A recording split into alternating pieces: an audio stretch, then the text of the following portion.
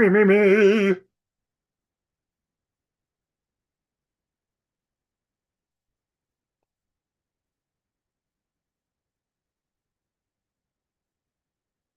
All right, we're about to get started with a zoom into wine. I'm going to throw in a little background, welcome our guests.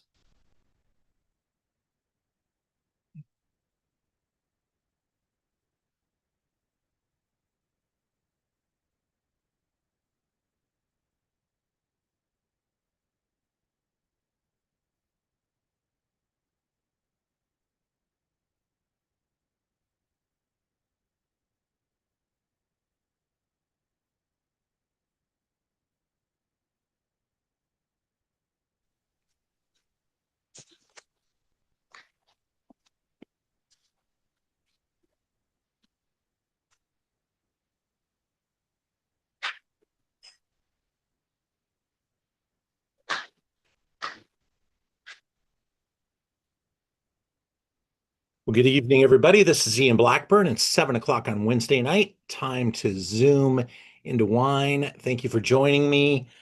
What a beautiful day it was today here in Los Angeles. Hope you guys enjoyed it. A little warm, but actually was supposed to be quite warm, and it was damn beautiful. So I'm very happy about it. I hope you guys are ready for a fun ride. We're going to be going down to Argentina tonight. Every week we get together and taste with some great people, some different varieties, different place, a different subject matter. And tonight we're going to Argentina. Uh, I recently got to visit Argentina, and sorry, that noise was coming from my computer, not on purpose. Um, and I recently got to go to Argentina and I had just such a magnificent time. And so we're pulling together kind of a look at some of the wineries I went to. And maybe there are newer releases, stuff that's come in since then. So kind of a refresh. And I'm excited about that. I think you guys will really enjoy the show. Just by show of hands, how many of you have been to Argentina? Yeah, quite a number of you.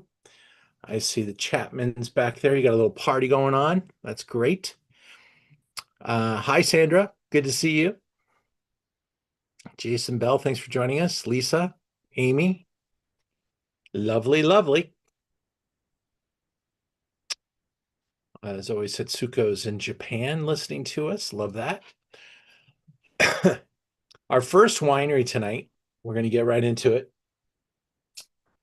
Coming out of this land of incredible red wines, which, Malbec became the wine.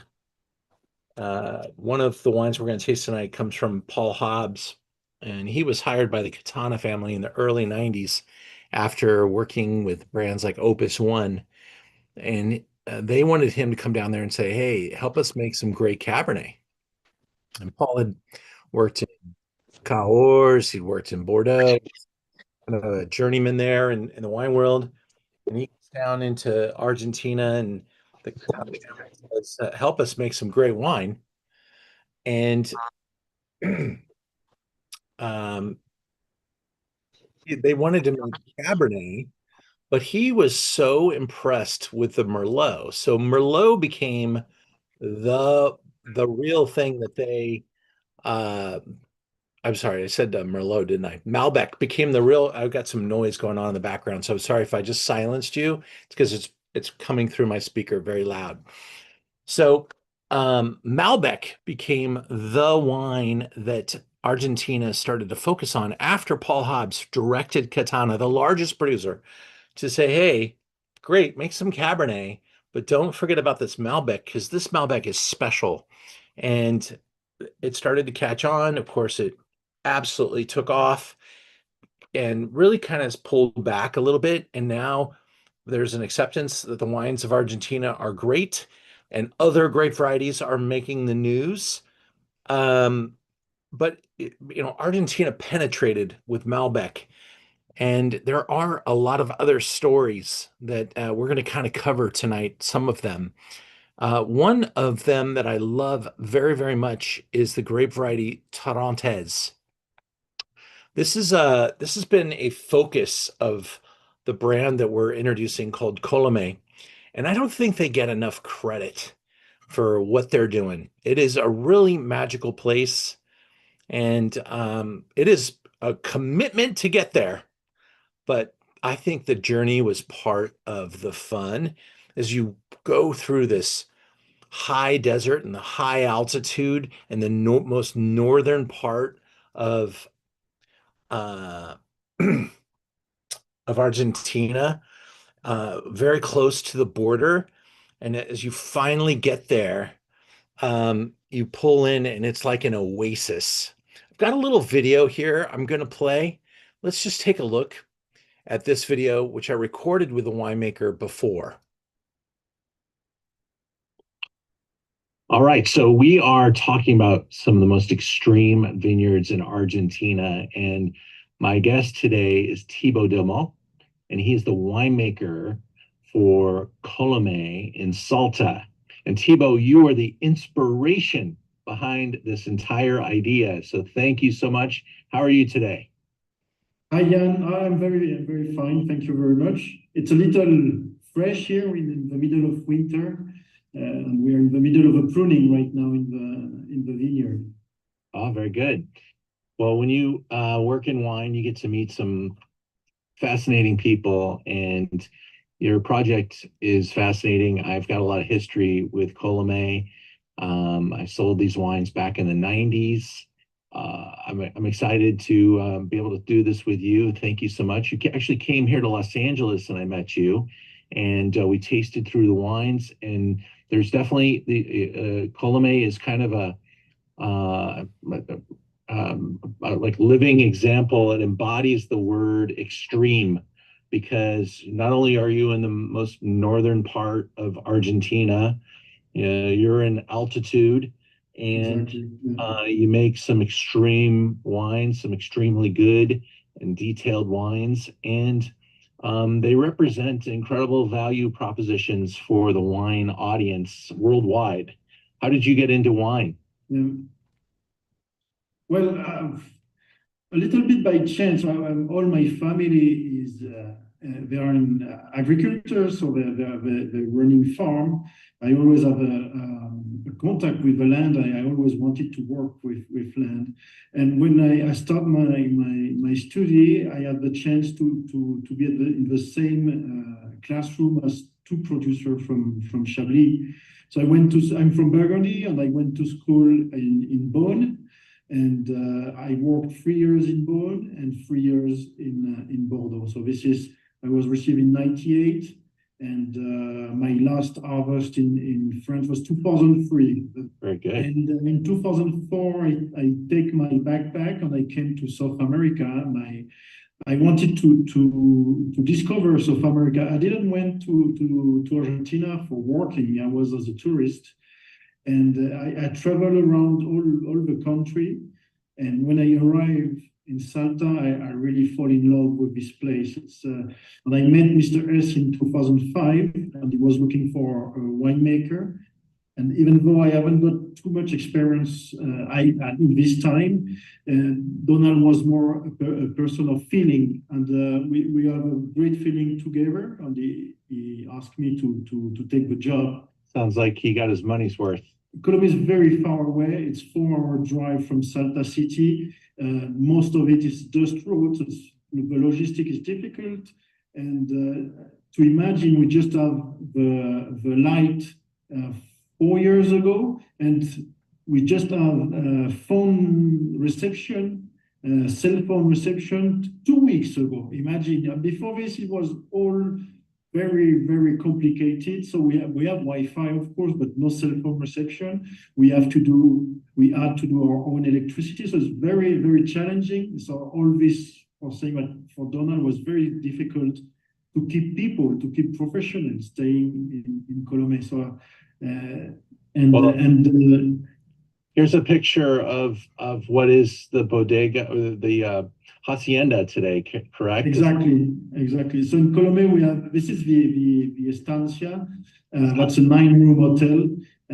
But actually, what part of it is from the old house, from the former owner, but the rest is new. But they respect a lot the colonial architecture that we're using around. We are speaking of 120, 150 millimeters of rain per year, which is around 4 to 5 inches. It's very, very low. Of course, we have to irrigate, and that's why I said that Colome is the oasis, because we have one river going through the land, and we catch the water of this river, and with this water, we irrigate the vineyard, and also we're giving the water for the hotel and the people. You have to have in mind that we have 400 people living in Colome, and we depend 100% from the winery, so from the Grupo Colome, certified sustainable, because we think sustainable is really in line with our philosophy. And not in contact with the fruit of the plant, only in the end house. So there is no contact of the chemicals. And also something important, that Colome is the oldest winery of Argentina. It exists from 1831, but Mr. S bought it in 2001. So from 1831 to 2001 was pretty much artisanal winery. And since 2001, we start to grow. For example, from 8 hectares in 2001, right now we have 150 hectares in 4 different terroirs. But this is that's the old winery actually.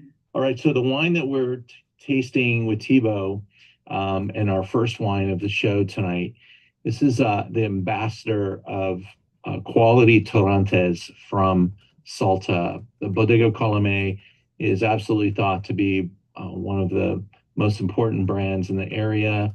And this is a really important grape variety. Torrontes was more known as a table wine in Argentina, and high quality Torrontes is like 20 years ago. And where we built a church, they need wine, so they planted those two varietals. And they cross together, and that's the way that was born the Torrontes. And Torrontes is really well adapted to high altitude, and at this temperature, the yeast will develop much more the delicate aroma. So you will find a lot of jasmine, citric note like a grapefruit, and after this, you can have some white fruit or exotic fruit. But I think the jasmine and the citric is more present. So spiciness, so very complex. Can I ask a technical question about this wine? What is the alcohol typically, and what is the typical residual sugar for you? So it's dry bone wine. Most of the time, yeah, it's a good question, because in general, you smell it, oh, that's sweet. I don't like sweet wine. But I heard this a lot of time, but no, it's very dry. And the alcohol is between 13 to 13.5, depending of how warm is the year. A cooler year will be close to 13, a warmer year 13.5. It was very enlightening, and I'm so excited. Thank you so much. Okay, great. Thanks, Jan. See you. Ciao. Bye-bye. So that video took place before we visited him, and I've come to really appreciate just what he's working with and the conditions he's working under. It is a magnificent property. I want to take you back into the slideshow and make sure we just really respect what's going on here. We've got here's our location, northern Argentina, way up there. Okay, so you land in this little airport. The roads are so rough and so undependable that the only way to get from the airport to this winery is via a 4-wheel drive truck. So they sent, I think it was 3, we had 3 sets of 4 passengers. Now, some of those passengers had to sit in the middle and to them they get extra life points in the back seat in the middle. But we put all of our luggage in the back of the car. They covered it with tarps because sure enough, between the airport and the hotel, it rained. I don't remember snow, but you went through every climate possible getting there. It took 4 hours in a car to get from the airport to this location. And we stopped along the way. There was like indigenous folks up there selling goods and spice markets. And we stopped for a magnificent lunch underneath this unbelievable tree. The best empanadas I've ever had in my life. So it was all broken up perfectly. It wasn't troublesome getting there. It was actually quite pleasant as we were listening to music, talking, having a good time. And then we pull around the corner and we see this magnificent chateau style estate. And by the way, Donald Hess owns so much land that he owns all the water rights, which is something he did a couple of times in Argentina. And that's very important because this is really a dry spot, but he has plenty of water and he turns it into power. And he built his own power grid. I mean, we're talking about huge investments, huge. And so it's quite a desert up there. And then this lush valley where he irrigates the vineyards. He has, all of the vegetables that he's serving, eating. I think they even sell some of their wares to the local populations, local markets, and certainly all of the workers live on the property. So it's 100% Torrontes. We all have enjoyed that nose, and we've been talking about the texture, how dry it is. This is a grape variety that has a couple of homes. And you might note it is also planted on Madeira, the island of Madeira. Um, so it's not alone up here in Argentina, but this is the place that made a dry, still, non-dessert, non-fortified Torrontes, and they did it differently, and they really fell to this winery to establish the style. And this wine has only gotten better over the years. I remember when it first came out, it was really like, oof, so aromatic. And then the finish was just a little bit like licking cosmetics. Like my grandmother, when she was 90 years old, I'd give her a kiss and I would walk away with like an inch of cosmetic on my lip. I could taste this aftertaste that was horrible. That's what Torrontes had working against it. That is gone now. And it's really got like a Chablisian kind of feel, attention. And I believe Thibaut and his French heritage has really helped bring this very unadulterated style to the forefront. And it, when we get to the price, it's just really remarkable that he's doing all this off the grid from nothing but his hard, labor, sweat, a lot of manual work, and it's $12.95 a bottle. This is always going to be a good selling wine because of its price. And once you try it, how can you not have a couple of bottles laying around? Uh, oh gosh, summer seafood, summer vegetables, grilling some fish. This is remarkable as a treat. And price point again, if somebody said you had to pick one bottle of wine under $15 that you'd really enjoy, this might be it. I really think this is about as good as wine gets at this price point. We're going to now move into wine number 2. So on our trip, Argentina, we get back from Salta, we get down to the airport. Not everything's easy in Argentina because they only have one airline, and the number of flights that were moving was a little lower than maybe the airline even hoped. So they really reduced the flight times, and everything was consolidated to AM flights. Everything seemed to be at 6 a.m. That means we had to be at the airport at 4 a.m., which means we had to leave the hotels by 3 a.m. So our group was really tested. And honestly, I never heard a single gripe. Although if I were on the trip, I would have probably been the griper. But it just was part of being there, and you just had to lump it and make it go. And there wasn't really much we could do. We were a little bit hostage to the environment. And so we get back, we had to get all the way down to Salta, and then we had to spend the night so that we could catch an early morning flight. And then couldn't fly directly from Salta to Mendoza. We had to fly from Salta to Buenos Aires and then Buenos Aires to Mendoza, which also was kind of a pain in the butt. But when we got there, some magical appointments awaited us. We were the victors of the spoils.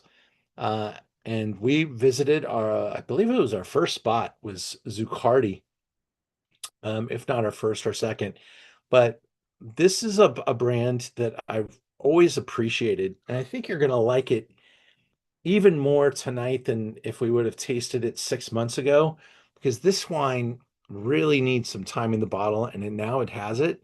You're going to love this. This is Semillon, or as the Aussies call it, Semillon.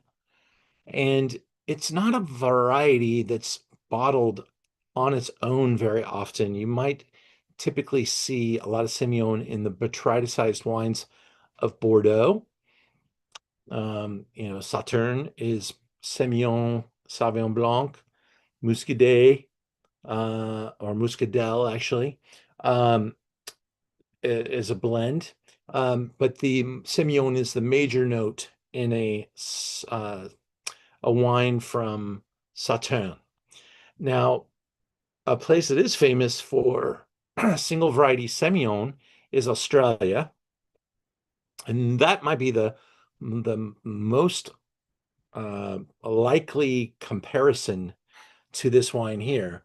But honestly, there's almost no comparison. We're in Mendoza. We're at about 3,600 feet in elevation above the clouds and this magical set of mountains. Now, Zuccardi is this really forward-thinking entrepreneurial family, and they have been in business for a while. And Papa did some really good things and must have been really good with his finances, because Papa uh, has now a couple different lines of Zuccardi wines, almost like a Mondavi effect. They started coming out with Mondavi Coastal and Mondavi this and Mondavi that.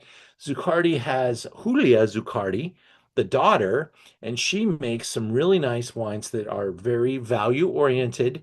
And they have a olive oil line, and they have this huge vineyard, and they grow all kinds of vegetation, vegetable. I mean, very entrenched in the growth of Argentina is the Zuccardi family and all that they do, not just wine. So they work hard, they make a good amount of money, and they reinvest in a second winery. So they actually have two facilities here. And this thing has more in common with the pyramids of Egypt or uh, a space station than it does a winery in Mendoza. It is really futuristic. It is quite ambitious, and so is the family. So here we go. We're looking out. This is what that view would look like standing on the porch at Zuccardi, which we were doing.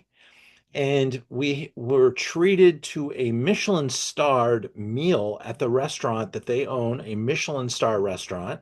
We had this amazing view right outside the window, and we were tasting all of these very unique wines. Now, yeah, they make Malbec, and we carry at least one, maybe two of their Malbecs.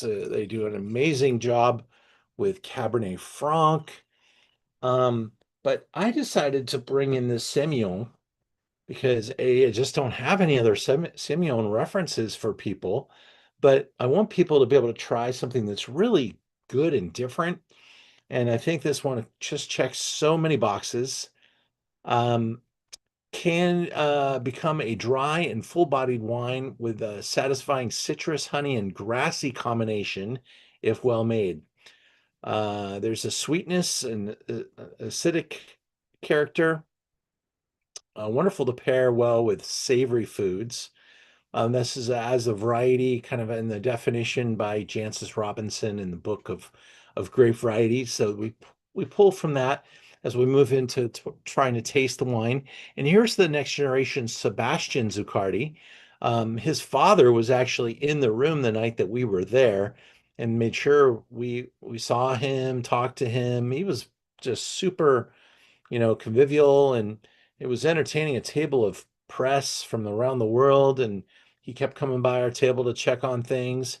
And Sebastian's just this real artist, and this is what he is doing here. So the expressive notes offer enticing chamomile and honey, subtle wood aromas. On the palate, it's creamy and tart with a vibrant, savory profile that lingers on the tongue before a fairly concentrated, fruity finish.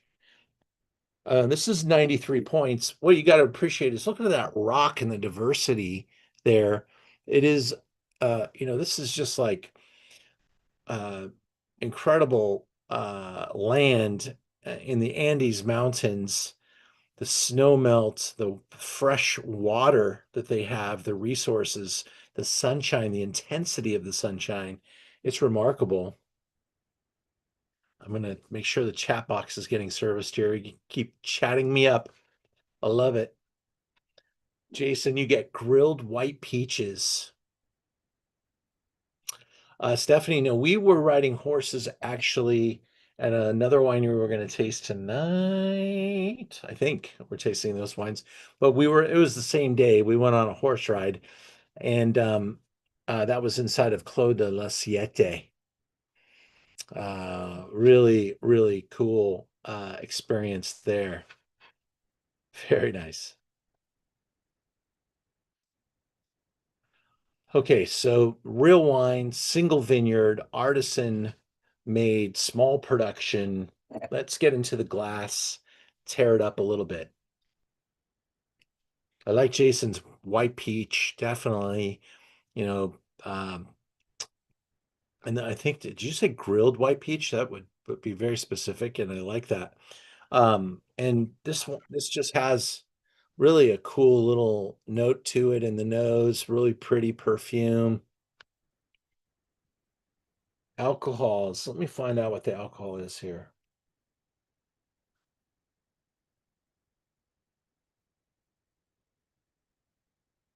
Uh, Struggling to find it. Come on. It is not on the front label. It may not be on the back label. I can't see it. So I just can't see it at all. But some of you has a bottle kit and you can look at that bottle and tell me what that alcohol is. I cannot see it.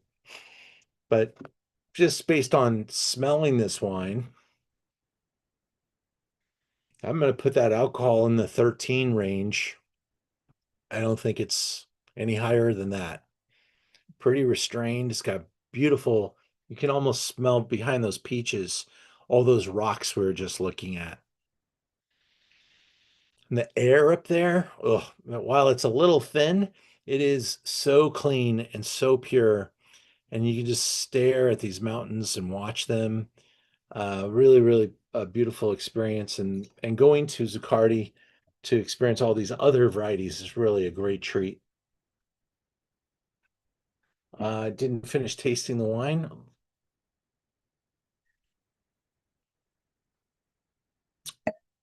Lisa, thank you. 12.5, pretty close. And that's the way it should be. Feel that tension, feel how your mouth kind of tightens up. Great structure, acidity, length, balance, length, intensity, complexity, all that stuff is right there and really gorgeous. I think the wine is so good. So good. And that's a real treat. 35 bucks. That's I would say arguably one of the best examples of Semillon outside of Australia, and I'd love to go head to head with Australian Semillon, which is just peppered with length and acidity. There's a little bit more joy here for me personally.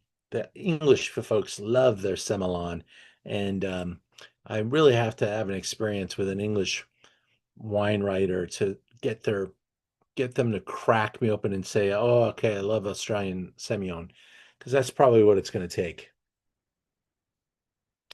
All right. Well, let's go into our third wine, another great place to visit, another place that makes you work to get there. So we get back to Buenos Aires for a respite, and some of our group, uh, finished up, and some of us went on kind of a extension down to Patagonia. And we have showed many different wines over time from Bodega Chacra because it's just that special. But we've never shown this wine before. In fact, this is the first vintage they've released Lunita into the American market. But you can see on the map where we are in Patagonia. We're in the south now, and we're real close to the Rio Negro, which is the major body of water going from uh, the west to the ocean. This is we got Joan Marc Rouleau, but for some reason my designer left Piero and Chiesa off this slideshow. So sorry, Piero. But we'll give a little sunshine to Jean-Marc Rouleau, who's a very famous winemaker in Burgundy. And when Piero got started, he wanted to make Pinot Noir down here in Patagonia. He found some old vines. He nursed them back to health. He bought some additional land. He did some great planting. He's got vines from like the 1930s to 1950s. And then he got some newer plantings. He parceled them off with those trees that you'll find also decorating the property his family owns in Tuscany. His family owns Tenuta San Guido, the producer of Sassicaia, and his sister, older sister, runs Sassicaia. So Piero said, "Hey, you take care of Sassicaia, and I'll go follow my dreams and make some Pinot Noir." And he didn't know where he was going to do it. Santa Barbara, Burgundy. He was looking all over the world, New Zealand, Australia, uh, and he has a family member that was in Argentina. They are involved in a Malbec project. He came out and visited them, and he heard about some old vines in Pinot, and he checked it out, liked what he saw, did some more digging, liked what he saw, and he said, "Let's go for it." And he was able to talk to, this is a smart, good-looking, charismatic dude. Family's royalty, literally, in Italy. And he did his little outreach, and he reached out to royalty in Burgundy with Rouleau. Now, Rouleau's wines sell for like $500 a bottle in Burgundy. Seriously, all of them. And Jean-Marc, somehow, Piero decided to get him involved, and not as a consultant, not as like a part-time winemaker. He partnered, Jean-Marc Rouleau partners with him on this wine and really focuses on the Chardonnay projects. So Piero is technically the Pinot Noir winemaker, and Jean-Marc is technically the Chardonnay winemaker, but they both are there for each other, and they've got a great team of people. And you can see it was founded in 2004. It's taken until now, 21 years, to really get this brand to become well known enough where the sommeliers are talking about it. They're comparing the Chardonnay from this property to Jean-Marc's $500 wines. That the Chardonnay from Patagonia, his wine's selling for $150, and it's selling out, and it's getting like close to 100-point scores from Patagonia. Um, uh, and then the Pinot Noirs are getting equivalent scorings And it's really a remarkable project. And there are not 20 other wineries popping up on the left and the right. It's a great story, something to be aware of. Lunita is got a kind of a combination of sites because the other bottlings are from like single vineyards that are of a particular age and they celebrate the age of those vines. Here, this is a blended wine, and he's doing it with a combination of oak and cement. So a little bit more experimental. Everything is grown biodynamic at this property, and that means, no herbicides, pesticides, chemical treatments, no machines in the vineyards, all handwork. He's, I think, one of the larger, he almost considers himself a natural wine producer, and he does make a lot of wines that are quote unquote natural. Those are all sold, by the way, in Argentina, um, and zero sulfur. And then when he makes this wine here, he's making it with very little sulfur additions. I just had to clear my glass. Wasn't going to dump the Semillon. So now I'm going in for the Lunita. Check out that color. It's really, this was I'd say of his Pinots, this one's definitely like, there's a level of entry, there's like kind of entry level with a Chacra Pinot called Barda. And then there's quite a jump to the Zin Azufre, which is no sulfur Pinot. And then there's a little bump to this wine here, which James Suckling gave 98 points. Raspberries, cherry, strawberry, sliced lemon rind with minerals, fine wet sand undertones, medium bodied, fine tannins. Let's see if we can get any of that here. Only 2 hectares. Now, there were previous Lunitas made, but again, this is the first one imported into America. But it's a smaller zone. I think these are actually vines that were planted with more modern cuttings now that we're talking about it only being a 2 hectare site. But there's a little bit of other things blended in here. I think a little bit of this, a little bit of that, because they're using cement, a little bit of wood. And Lunita comes out to be a really a really nice step in the program. So it's $65.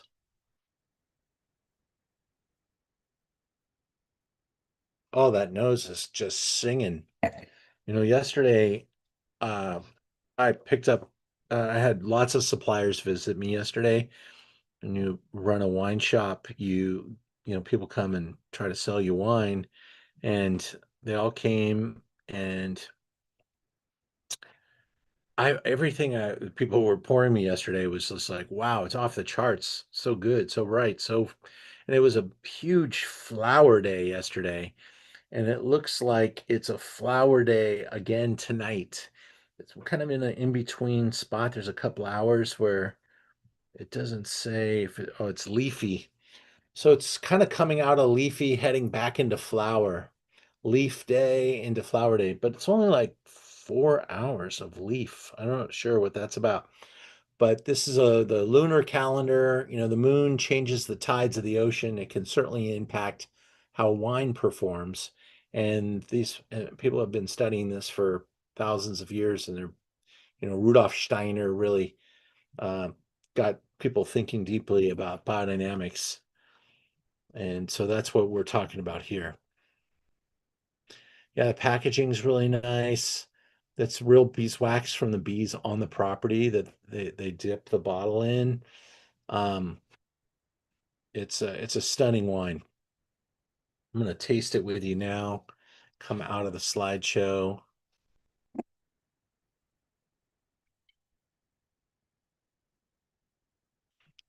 As soon as I smell this, it's almost like ding, ding, ding. I'm at Chacra. There's something very Chacra about these wines. when you're in Santa Barbara, you get this like coriander, spice type of note. Um, when you're in Burgundy, there's a tension, there's restraint. In a Chacra in Patagonia, there's this earth connection to the wine. Almost can smell like a clay amphora. Very soft cherry skins, chewy. I'd say black cherry skins, just because it's not a red cherry. It's pretty dark and pretty bold.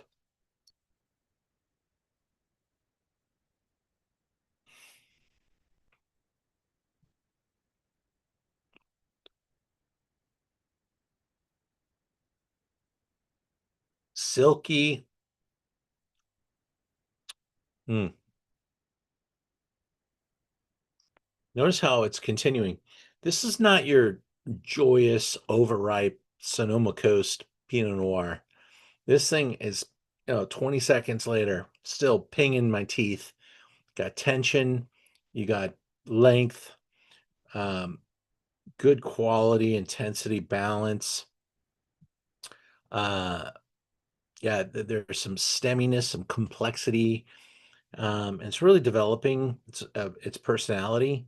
And I know why the critics like this wine. It's just got so much kind of like wow factor to it. And I'm seeing these wines in almost all the great restaurants that you could go to. You look at the wine list and you're starting to see them. What's kind of cool about that is that, a French restaurant might sneak some on because of Jean-Marc Rouleau. A steakhouse might sneak some on because of the Pinot Noir. And having something Argentine wine and steak is absolutely appropriate. So it has kind of a spot for everything, and there's a lot of Italians in Argentina too. So I think that he's appropriately set up there, and being a celebrity and in Italy in Italian wine, people are going to know about this wine worldwide, and they already do. We're talking to the preaching to the choir here, but this is a wine that's going to be a very important wine for the rest of our wine lives. Go back into our slideshow and just pop a commercial in real quick. If you happen to be in LA next week, on Thursday, my good friend Clay Morrison's going to be in town. We're going to be at Alexander Steakhouse in Pasadena. And there's two types of tickets you can buy. There's a dinner ticket where you just come and enjoy. There's also what's called a wine buyer's ticket. You buy that ticket, just asking that you buy 6 bottles that night, and you're going to save $60. Now, his wines are not that expensive. You could buy 6 bottles of Sauvignon Blanc at $30 a bottle and basically getting two of them for free. So, if you want to join us, I want to impress Clay and I want to have him sell a bunch of wine at the dinner. Join us for the dinner with Clay Morrison at Alexander Steakhouse next Thursday night. It's a great steakhouse. We have a wonderful menu, private dining room, and Clay is one of the great human beings on the earth. And he is my best friend. I'm a little bit jaded, but I'm also been, convinced of that every time I've ever hung out with this dude. He's one of the greats.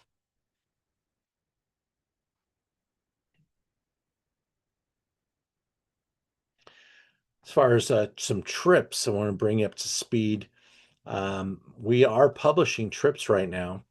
In fact, this sucks here because it doesn't give me the correct dates or the trips, but know that they're on the calendar because I think our trip to Napa starts on the 29th of January. I've been working hard on it, and it just actually locked in our Yountville-based hotel. The trip to Napa includes dinner at the French Laundry, and we're going to have some amazing appointments. There's a February trip to Oregon on the calendar right now that should be here.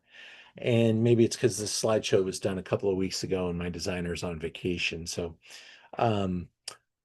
Oregon's not up here, but that's at the end of February. It's just a quick weekender in Oregon. And then April, we're going to Sardinia with a little bit of Corsica. And that trip is really, we're working hard on that. There's a lot of details there, but we'll have that up on it's up there now. You can kind of see this, the promise of it, but we are talking every day to the different, I mean, one's in Italy and one's in France. So it's quite an undertaking, but it's going to be an amazing trip, kind of a trip to the Blue Zone and add wine because there's some really nice winery projects there.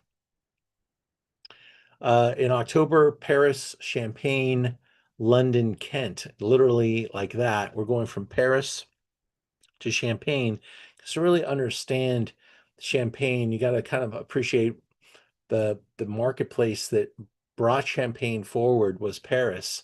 So we've got some historical elements we're going to be showing off, doing some really cool tours, eating like champions in Paris, going into Champagne, meeting with the families, seeing the great vineyards, and then getting over to London on a quick train down to what is kind of like the Ivory Coast down there. What is it called?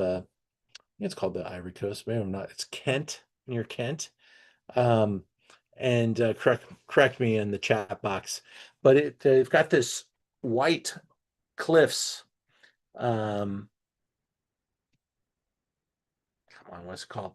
But the cliffs are white because it's all chalk. It's the same chalk vein that stretches from Champagne all the way to this part of England. And we're going to go check that out. And we're got some great cooperation with some amazing sparkling out of England. And so it's going to be quite an excursion. If you like bubbles, and I hope you do, you should be coming with us. I'll speak more about future trips because there's a lot more on the website already. Check out learnaboutwine.com for all of the trips. It's not on Merchant of Wine, it's at learnaboutwine.com where the trips are all located. Wine number 4 time. If I finish that glass, I will be passing out after this. I've had a long week. We are actually super busy, not necessarily because August kind of sucks with the event world. It's everyone and their mother has been out of town traveling, but we have been cranking on building out product, and we've come to the market with a lot of really unique events between now and the end of the year, and I'm trying to get ahead so that by the end of this year we're well established for next. And that includes Zoom. So we'll talk about that in a minute too. The next bottle wins the award every time for one of the coolest, craziest wine labels. This is Catena Zapata. I think Stephanie, you and Dave really like this label. If I remember correct, you really like this wine. When we visited Catena Winery, we had a great tasting and tour. And then we finished up at their Michelin star restaurant. And this wine was a hit of the day.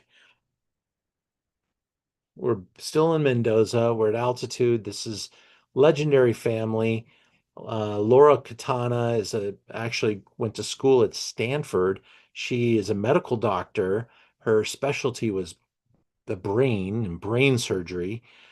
She, at the same time, though, is just one of these consummate overachievers. She writes a book like every year. She travels the world representing the family brand, and she's really helping guide this brand to stay as the #1 brand of Argentina.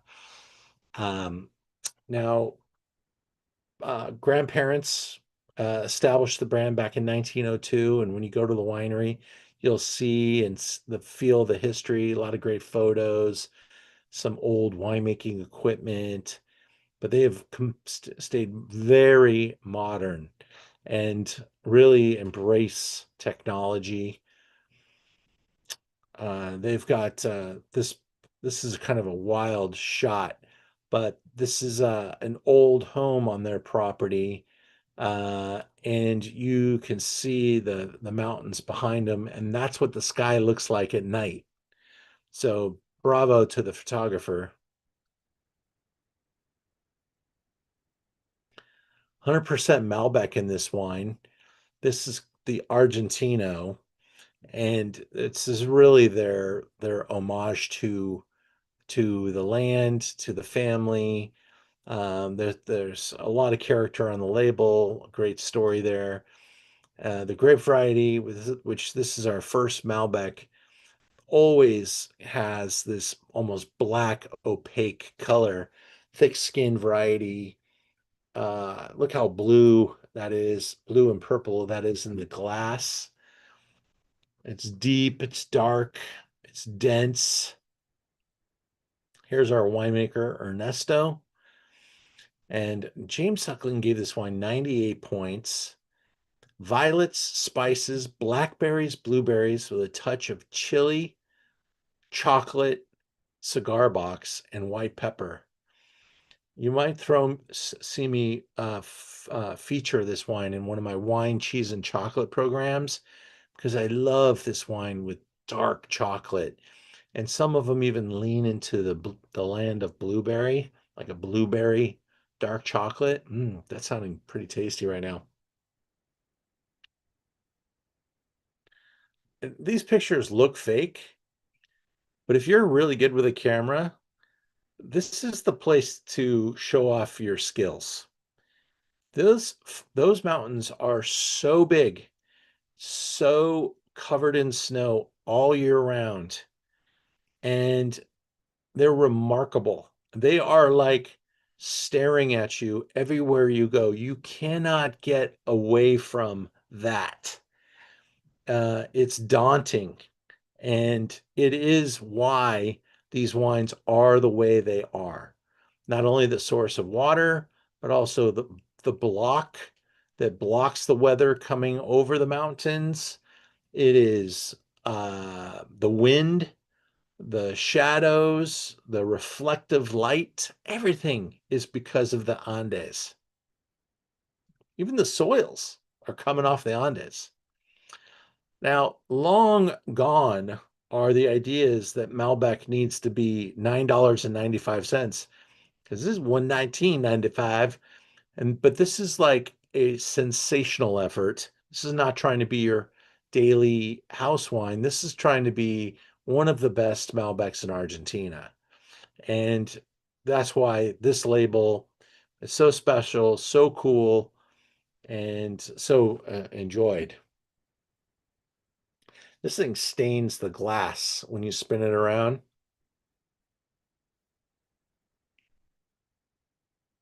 Oh, that nose is hypnotic. It's got this just incredibly dense blueberry, um, so blueberry.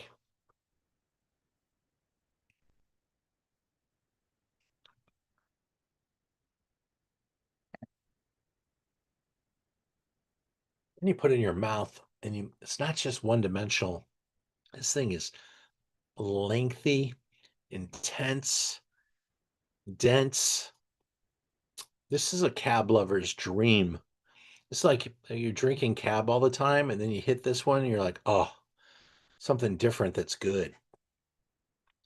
This really has a lot of fleshiness and that chocolate blue toned character, that chewy blue fruit skin. It's all in there. Gotta love it. Damn, that's good.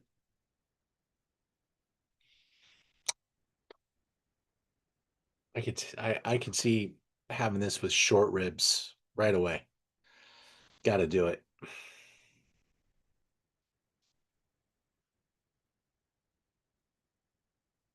Thanks, Dave. I'm glad you love the wine.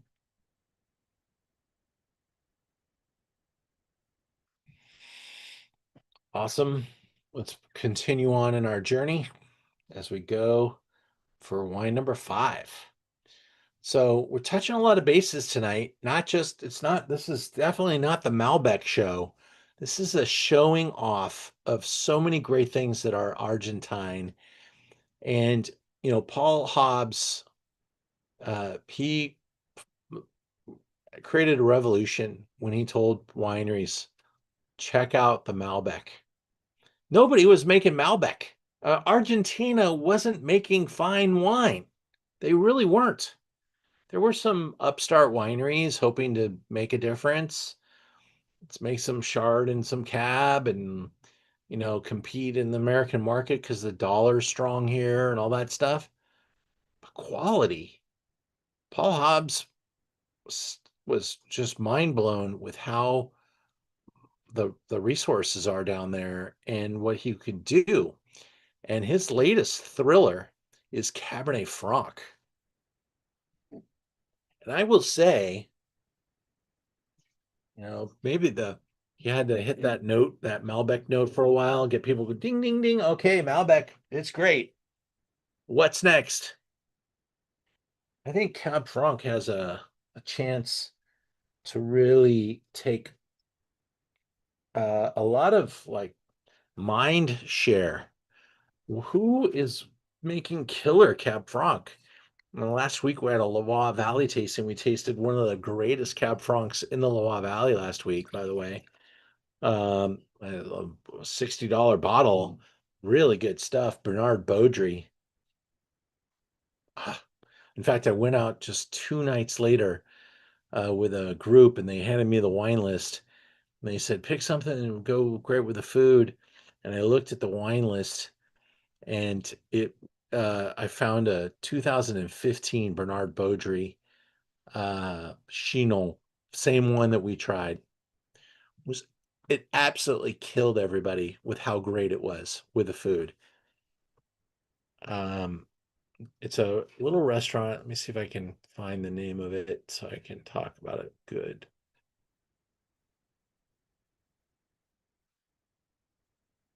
Nope, not going to find it there. I think the restaurant's called Lulu. It's a brand new spot. It's over by Little Melrose. By Little Melrose, but it's actually on Big Melrose, right across street from Ago. It is one of the few restaurants I've walked into in this year where I was like, wow. Didn't know it was here because I try to know everything about what's happening in LA restaurants. My friends from Orange County found it, and I think it was mentioned on like Jimmy Kimmel or something like that, and that's why they knew about it. And I sat down, and the wine list was remarkable, and it's Italian, but they had this great world wine list. They have one of these restaurants in New York as well. So I need to get the right name. I'll work on that at the end of the show, if you're still with me.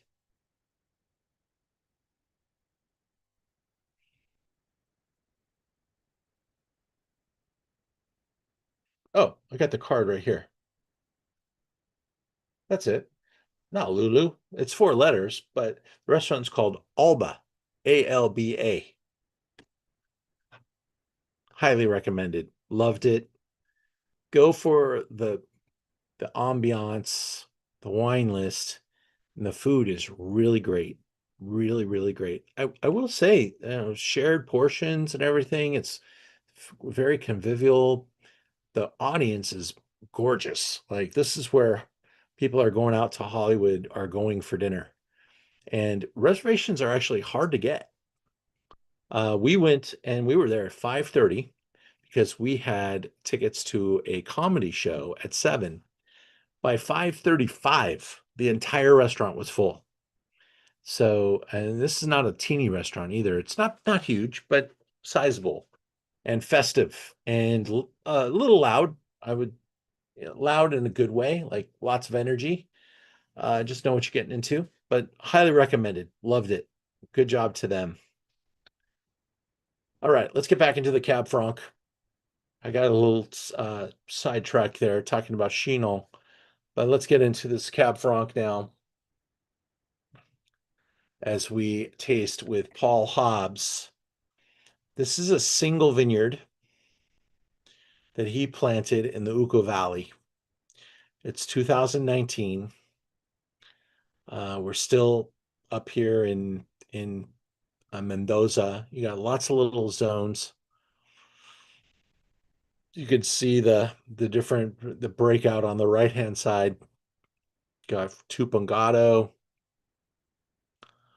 Guatalari, Valle de Uco, and Uco Valley is where this one's inside of. Paul Hobbs built a magnificent state-of-the-art winery. It took a long time for it to get done, but it is the battle station's now fully operational. It's a gorgeous place to visit. Actually, now I think about it, wasn't this our first visit, Stephanie? I think it was. Paul Hobbs. And we walked the vineyard, we walked the winemaking, we went into this really sexy private space. They did a full dinner for us, and we tasted some really special wines, including their top wine, 100-pointer, called Los Cobos. This is Los Cobos, the winery. Viña Cobos makes quite a number of wines at different price points, but this is 100% Cabernet Franc. It has a real kiss of minerality. It really leans, left onto the Cab, less to the Franc side of the equation.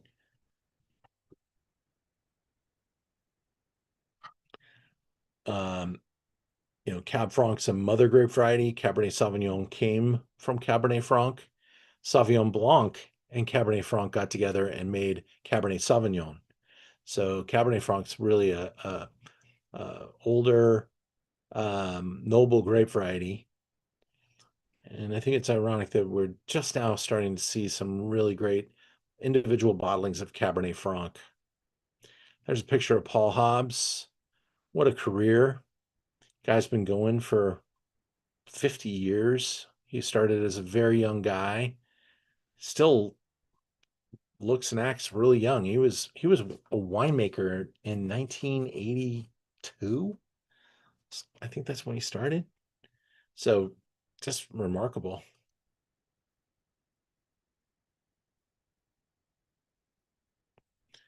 Here's a look at one of his vineyards. You can see that what those nets are right there. That's to protect the vineyards from hail. Also helps protect from birds, but hail is their enemy because it doesn't rain at that altitude. It throws razor blades called hail. Now, we don't carry a lot of inventory on this item. I buy it a 6-pack at a time. I'm not sure I can even get more 19 at this point. It'd probably be 20 or 21. But there are a couple bottles at least if you like it. And remember, you get discount on most things, not this one. This one's priced really razor sharp. I think I have the best price in the country. It's incredibly dark. Wow. That thing is singing in the glass. It smells like an incredible cup of coffee. The first thing I smelled was like espresso. Mm, that is so mouth-watering, just smelling it. Uh, Man, you can smell like grilled lamb chops, uh, or wonderful Argentine grass-fed steak.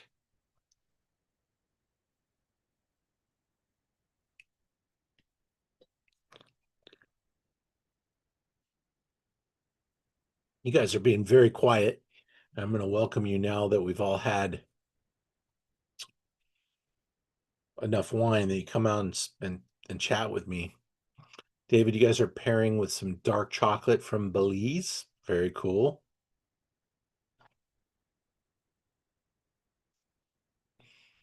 Yes. I'm feeling vindicated that you said coffee, Ian. I was like, oh, but like a fruity coffee bean. Oh, yeah. Very delicious. It's so beautiful. Yeah, that nose is nutso. I think there's some other scores this wine got too, not just James. No, I just got the James score on there.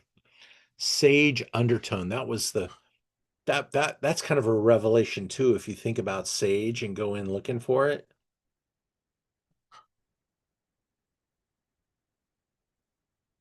Oh yeah. So cool. So different. That's why I love wine. You know, if you had to drink the same wine every day, wine would be boring. Uh, this whole lineup is just full of such beauties. Thank you guys for supporting the tasting tonight. It was a little bit more of an expensive lineup than a lot of people probably associate with Argentina, but we're tasting greats from start to finish. And this is like at the top of the food chain. So you know, a really, really sexy lineup. We got one more wine to get into, so let's do it.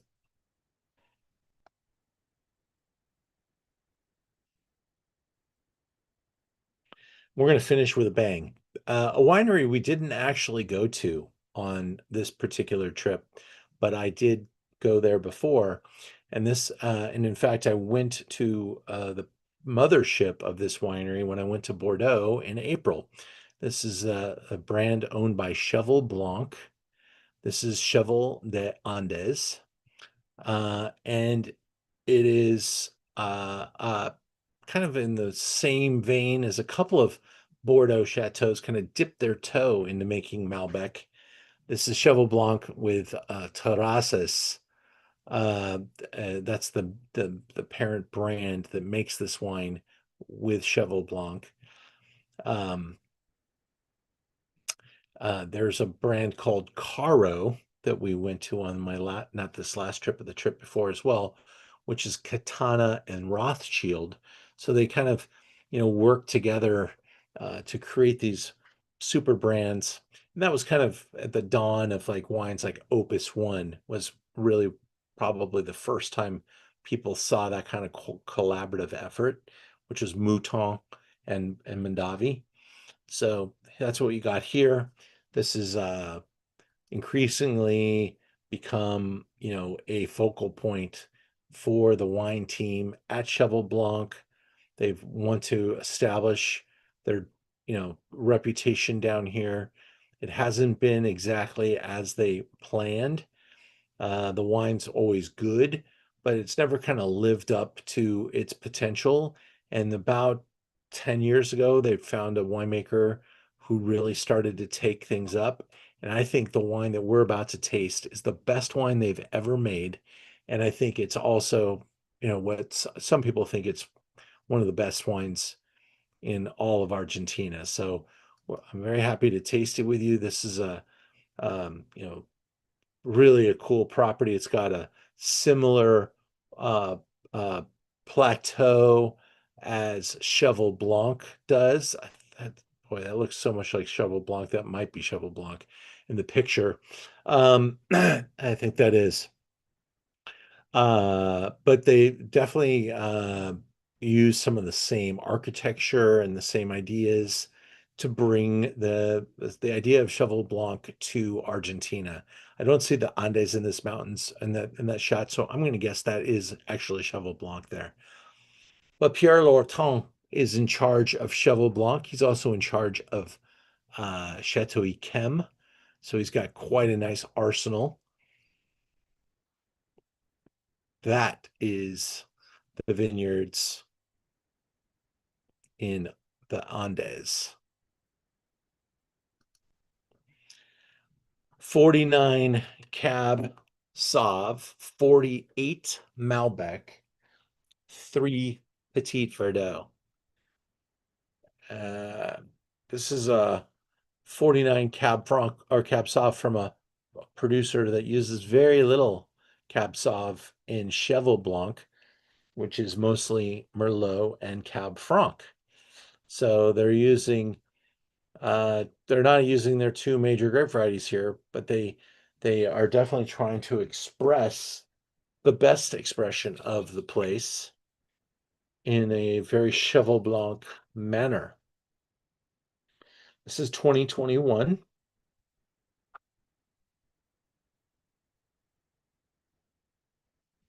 Here's our breakdown again. 98 points. Vinous recognizes the number 6 in the worldwide top 100 Vinous Media 2024. So one of the top 6 wines in the world in 2024 by Vinous magazine. There's Gerald, the gentleman who's in charge of the production in Mendoza.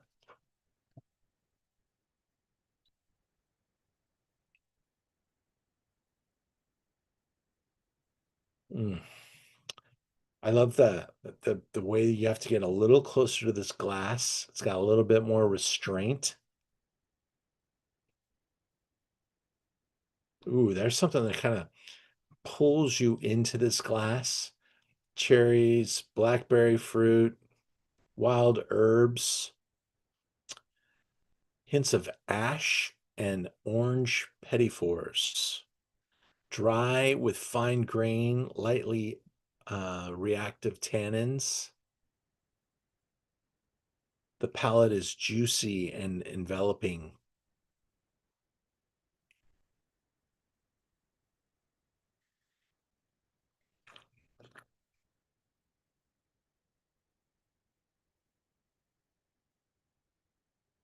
I think they really made a Cheval Blanc-like wine. Ironically, not from any grape varieties that they use at Cheval Blanc, but the way it presents itself. It's not like, I mean, when you're tasting Cheval Blanc, it's very pretty, very elegant, and it's, the right bank of Bordeaux, it's Cab Franc, it's Merlot, and uh, it's this has that same attitude. The prior wines, whether it was the Cab Franc or the Malbec from Catena, those really screamed at you Argentina. I think, in a blind tasting, you might have a hard time thinking Argentina. You might think more Bordeaux when you're tasting this. And it's definitely even the comment here says, though leaner than in previous years, it remains equally refined. And I think it's that refinement. And I think the leanness actually works in its favor. I don't necessarily reward wines for being too, big and uh teeth coating, juicy. The wine like this and made by a brand like Cheval Blanc, I'm expecting something with a little bit of finesse. And I think that's what this gives me.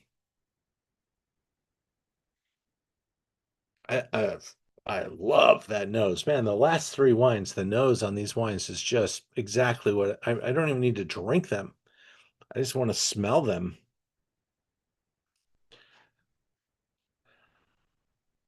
And here those nets, they're full on canopies at this venue.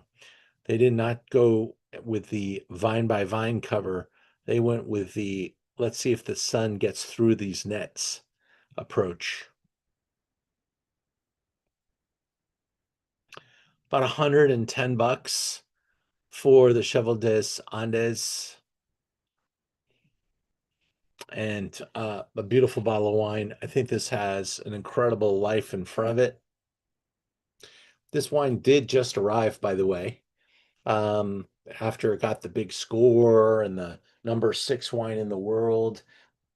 If you had that wine in your inventory, you probably sold through it quickly. It took a couple of months for the order I placed to get here, but I'm glad we finally got it. And that was kind of why I put this show together right here, right now, is because there were so many of these new wines from Argentina that just came in that really kind of gave me a chance to enjoy these next to each other.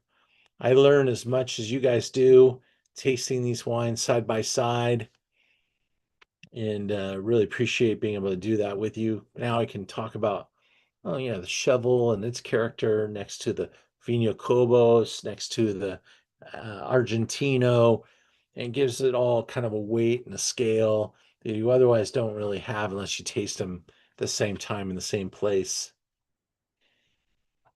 We're going to do that same type of approach in a couple of weeks. We actually take next week off.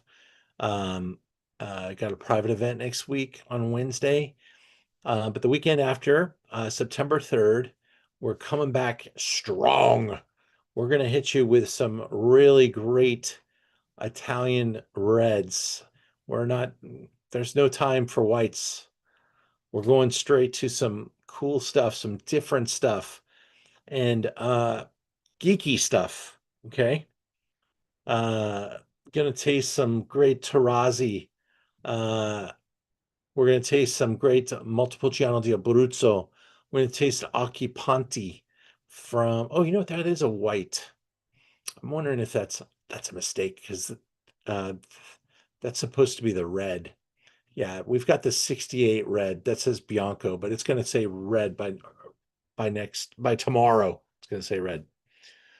Because this is a red wine tasting. So we've got the Occhipanti red being featured here. And then a couple of weeks ago, maybe a month ago, we had a tasting of sexy whites from Italy, and we met this family. This is their red wine. You're gonna love it. The Tenuta San Francesco. So that's going to be your favorite wine of the night, possibly. Argiano, the Salengo, really impressive, super Tuscan. And then we're going to finish strong with a Amarone that I adore. Current vintage, 2013. You're going to love it. So come and join me for big Italian reds. It'll be a great lineup.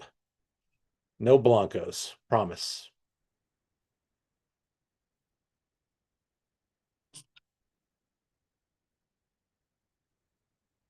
Got a couple messages in here. Great tasting tonight. Thank you so much, Natalie. I'm so glad you enjoyed it.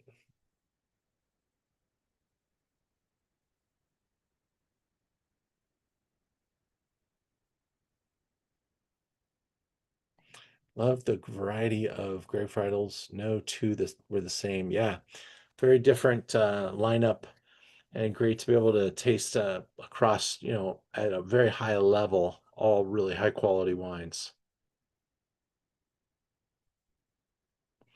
Jason, I'm glad you really liked. I think that you're making the comment about your favorite wine. Correct me if I'm wrong. Was that the Cheval Blanc or the Cab Franc? The last one. The Cheval des Andes. Yeah. Awesome. Well, beautiful. I'm glad you liked it. So did I. It's hard to pick favorites though because they're so different and so much fun. Here's a look at our upcoming Zooms. There's the big Italian reds, top Rhones of the world that don't have any wines from France in it, because coming down the pipe we'll have a Rhone Valley, France tasting, Chateauneuf de Pape and other great things. So we're going to look at some Syrahs and Grenaches of the world, a deep dive on Oregon, a little pizza party. I'm going to encourage you to get a pizza and join me for pizza and wine tasting, some great wines to go with pizza.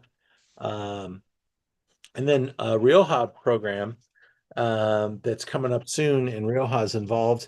So great price on the Rioja program. The wine quality is off the hook.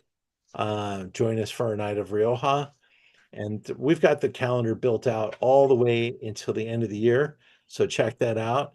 And thank you guys for joining me tonight.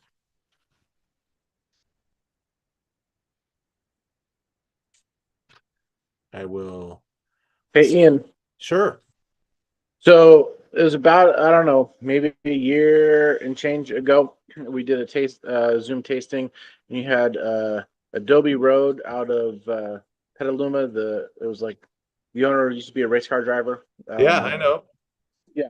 And so we were just saying in that, hey, you got to come down to San Diego, do some events, yada, yada.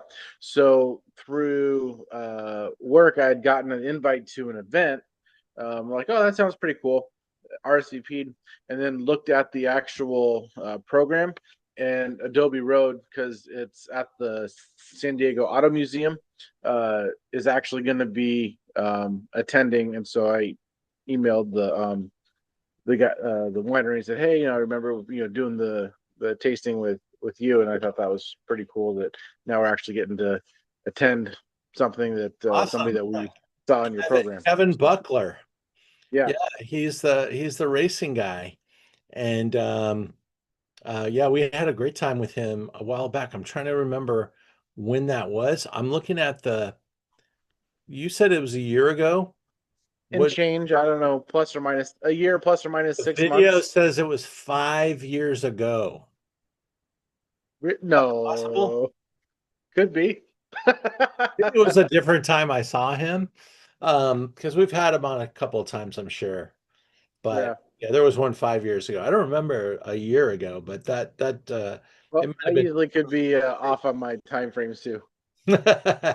Hopefully not by 4 years, but It happens. It yeah, happened. No, but I think it was at least two, yeah. maybe more. But yeah, that's Just cool. want to share that with you. I'm glad you get to say hi to him. Please do remind people where you saw him and tell them you were introduced to him through us. It's Yeah, helpful, and absolutely. it's great to see how small the wine world is. We're all just a couple of people removed from each other. It's kind of like Exactly. Kevin Bacon of wine. Right. Well, thank you guys. Have a great night. uh i'm uh I'm excited to get a little bit of a rest here. It's been a very busy moment. I'm going to take a little travel and go to a private event, and then I'll be back and ready to roaring to go in the first week of September with you. Hope you join me for Big Reds, all reds of Italy. Talk to you later. That was good. You well. Thanks, Ian. Thanks, guys.